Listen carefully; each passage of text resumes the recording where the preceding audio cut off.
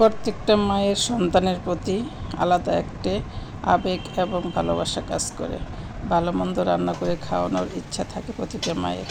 তাই তো ছুটির দিনটাতে বাচ্চাদের জন্য একটু স্পেশাল কিছু রান্না করা যায়।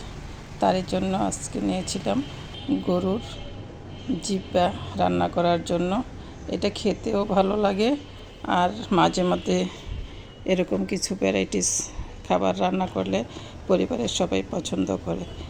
গরুর জিহ্বা রান্না করার জন্য আমি এই জিহ্বাটাকে একটু আলাদা করে গরম পানিতে অনেকক্ষণ সিদ্ধ করে নিয়ে তারপর ভালো করে পরিষ্কার করে নিয়েছিলাম। আর দেখতেই পাচ্ছেন ভালো করে ছোট ছোট পিস করে কেটে নিয়েছি।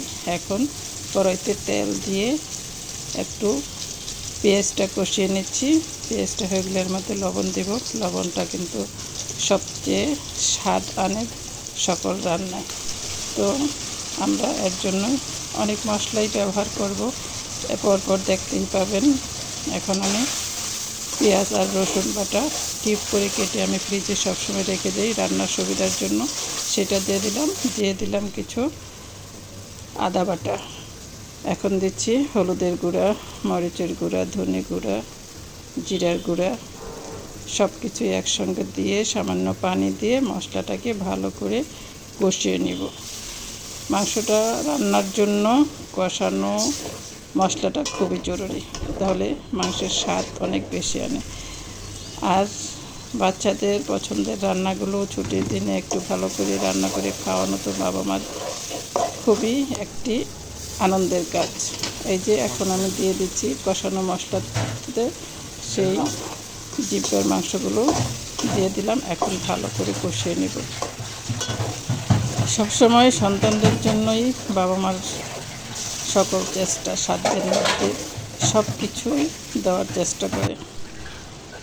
তাই তো বাবা মাকে সন্তানরাও ভালোবাসে, আর বাবা মাও সন্তানদেরকে অনেক বেশি ভালোবাসে। তারপরেও সন্তানদের প্রয়োজন অপ্রয়োজন সবসময় যখন মেটানো যায় না, তখন মনটা সত্যিই খারাপ লাগে।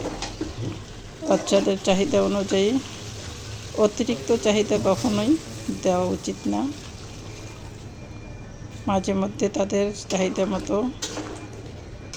যা কিছু প্রয়োজন তা দেওয়ার চেষ্টা করে প্রতিটা মাই, প্রতিটা বাবা। এই তো আমার রান্নাটা, মাংসটা কষানো হয়ে গেল। দিয়ে দিলাম কিছু আলুটাও কষিয়ে নিয়ে এখন গরম পানি দিয়ে ঝোল দিয়ে বাস রান্নাটা প্রায় হয়ে যাবে। এই ঝোলের মধ্যে সিদ্ধ হয়ে যাবে। দেখুন দেখতে কত সুন্দর হয়েছে, কালারটা বেশ, খেতে কিন্তু খুব টেস্টি হয়েছিল। আর রান্নার পরে গরম গরম ভাতের সাথে একটু লেবুর রস নিয়ে এই তো আমি নিয়ে নিলাম মাংস মাখানো। প্রতি বাইটে এক পিস করে মাংস দিয়ে খাওয়াটা এত স্বাদের ছিল বলে আর বোঝানো যাবে না। দেখতেই পাচ্ছেন কত লোভনীয় একটা খাবার। তবে সাধ্যের মধ্যে সবটুকু সুখ নেওয়ার চেষ্টা করি। কত লোভনীয় একটা খাবার রান্না হয়েছে।